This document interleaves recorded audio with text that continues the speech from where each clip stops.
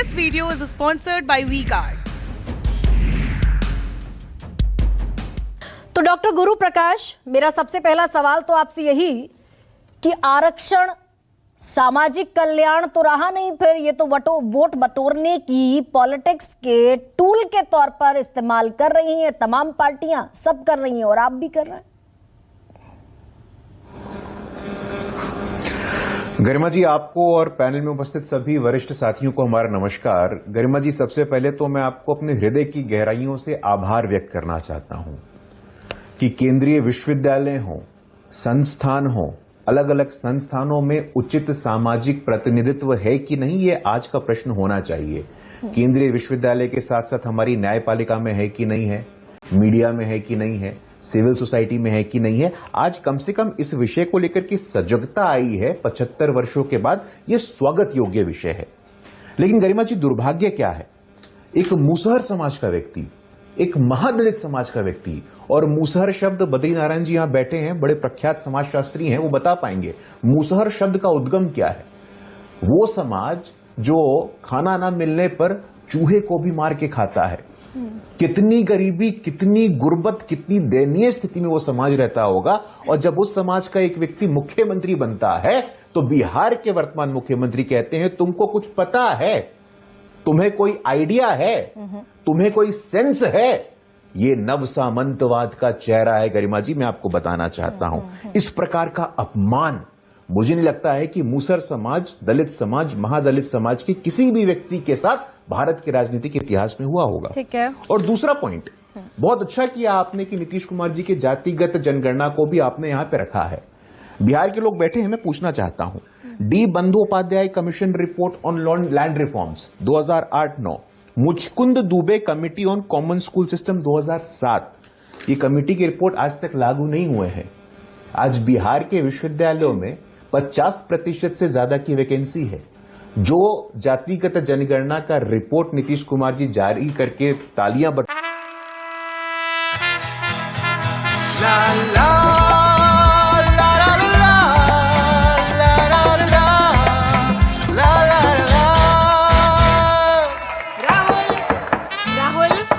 तन के साथ मन को जगाओ वी-गार्ड वाटर हीटर्स के संग। वी-गार्ड बटोर रहे हैं, उस रिपोर्ट के अनुसार 68% लोग हाउसवाइफ्स हैं, गृहिणी हैं और युवा हैं। इनको यहां पे नहीं लिया जा सकता था क्या, मैं पूछना चाहता हूं। लेकिन आपकी जो सामंतवाद की सोच है, इसको जग जाहिर करने की आवश्यकता है। गरिमा जी, दूसरी बात, आपने कहा केंद्रीय विश्वविद्यालय, और मैं आपको सलाम करता हूं कि केंद्रीय विश्वविद्यालय का अपना विषय उठाया है।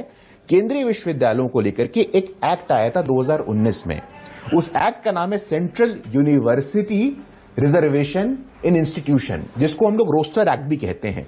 उस रोस्टर एक्ट के माध्यम से पहली बार गरिमा जी, जो आरक्षण सिर्फ असिस्टेंट प्रोफेसर यानी कि एंट्री लेवल जिस पे हम लोग हैं अभी, उस पे मिलता था, लेकिन उस एक्ट के बाद यह सुनिश्चित किया गया कि एसोसिएट प्रोफेसर के लेवल पे, प्रोफेसर के लेवल पे भी अनुसूचित जाति, अनुसूचित जनजाति और अन्य पिछड़ा वर्ग के लोगों को आरक्षण मिले। आप कल्पना करके देखिए कि 19 के पहले ऐसी व्यवस्था ही नहीं थी। बड़ी खूबसूरती से, बड़ी खूबसूरती से व्यवस्था ही नहीं थी कि एसोसिएट प्रोफेसर और खूबसूरती से आप सारे फैक्ट रख रहे हैं। लेकिन मेरे सीधे सवाल पर, मेरे सीधे प्रश्न पर आ जाएंगे तो I will feel glad. EWS आया 2019 में, लोकसभा चुनावों से मात्र 3 महीने पहले पहली कैबिनेट में निर्णय हुआ कि ईडब्ल्यूएस को 10%, 10% आरक्षण मिलेगा। 4 साल बाद जमीन पर जो स्थिति है मैंने बताई कि 35 यूनिवर्सिटी में से 31 यूनिवर्सिटी में एक भर्ती नहीं हुई 4 साल में। तो आरक्षण is equal to political tool. नहीं देखिए गरिमा जी, मैं बोलो, आवाज कम करेगा। नहीं देखिए गरिमा जी, आरक्षण इज अ पॉलिटिकल टूल, ये दुर्भाग्य है। और मैं सहमत हूं आपसे इस बात पे कि किस लोगों ने इसको पॉलिटिकल टूल बना दिया है। 1990 में जब ये कहा जाता है कि आप आरक्षण लागू करके you have brought the country on the edge of caste wars, तो ये पॉलिटिकल टूल तो बना ही दिया गया है। और 2019 का ईडब्ल्यूएस जमीन पर नहीं आएगा तो कितने किससे सवाल पूछा जाए? गरिमा जी, मैं जवाब दे रहा हूं, लेकिन चलिए, आपको हमसे कोई विशेष नहीं है इसलिए आप टोकती हैं बार बार। गरिमा जी देखिए, 2019 में जो बुनियादी परिवर्तन हुआ है उस बुनियादी परिवर्तन को बताने की आवश्यकता है। कुछ नाम मैं आपके सामने ले रहा हूं और मैं सशंकित हूं कि मेरे यहां के वरिष्ठ साथियों को उस नाम को लेकर कुछ जानकारी होगी कि नहीं होगी। टीवी कट्टीमनी, तेजस्वी कट्टीमनी, बीएल चोपड़े, प्रोफेसर सिकंदर, सोनझरिया मिंज, ये लोग कौन है गरिमा जी? ये दलित समाज के, आदिवासी समाज के वाइस चांसलर हैं। तो आज दलित समाज और आदिवासी समाज का व्यक्ति वाइस चांसलर बनने की सपना देख सकता है। और आज के दिन ही जब नीतीश कुमार जी यहां ये जातिगत जनगणना का रिपोर्ट जारी कर रहे हैं, वो आरक्षण में रिजर्वेशन का विरोध कर रहे हैं। आप जाकर के पूछ लीजिएगा। डॉक्टर और यही समाजवादी पार्टी ने भी ये महापाप किया था का उल्लेख करें प्रमोशन में आरक्षण नहीं देंगे। मैं विशेष स्नेह आपसे रखती हूं, मान लीजिए इसको मैं विशेष स्नेह रखती हूं आपसे। आपने अभी 3 प्रश्नों के जवाब में उस प्रश्न का जवाब नहीं दिया कि जिस ईडब्ल्यूएस को आप ढोल नगाड़ों के साथ लाए थे, प्रधानमंत्री नरेंद्र मोदी, देश के गृह मंत्री अमित शाह ने उसे क्रांतिकारी कदम बताया था, उसके तहत पिछले 4 साल में एक भर्ती नहीं होती है। किसकी जिम्मेदारी, कौन जवाब दे?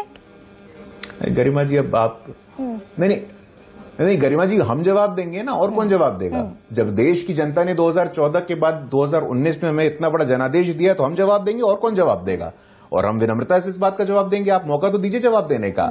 लेकिन आपका जो सबसे बड़ा सवाल का पहला सवाल था कि आरक्षण को समाज कल्याण क्यों, आरक्षण से प्रतिनिधित्व क्यों, तो जब बाबा साहब अंबेडकर कहते हैं कि पॉलिटिकल डेमोक्रेसी, राजनीतिक लोकतंत्र के सतह पे सामाजिक लोकतंत्र को स्थापित होना चाहिए, तो उसको तुलनात्मक दृष्टि से देखने की आवश्यकता है।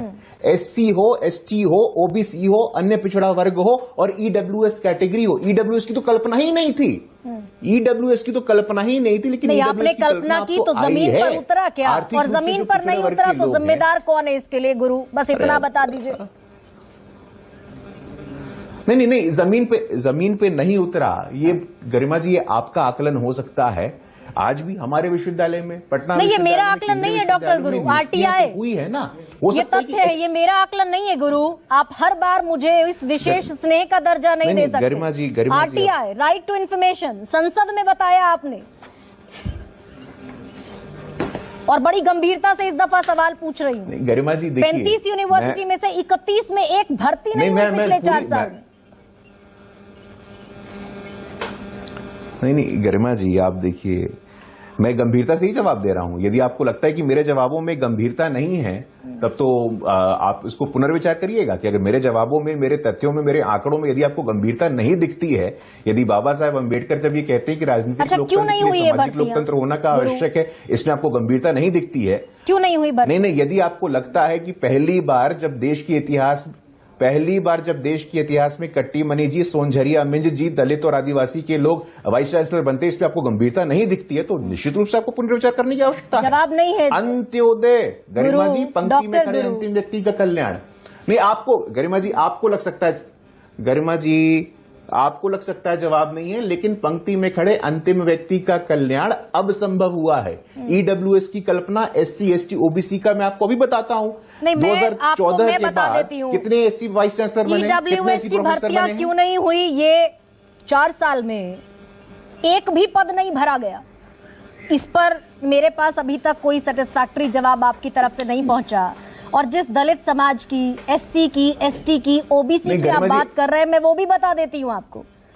ओबीसी की आबादी 1931 की जनगणना के मुताबिक 52% है और ग्रुप ए में हिस्सेदारी मात्र 16.8, ग्रुप बी में 15.7 और ग्रुप सी में 22.5।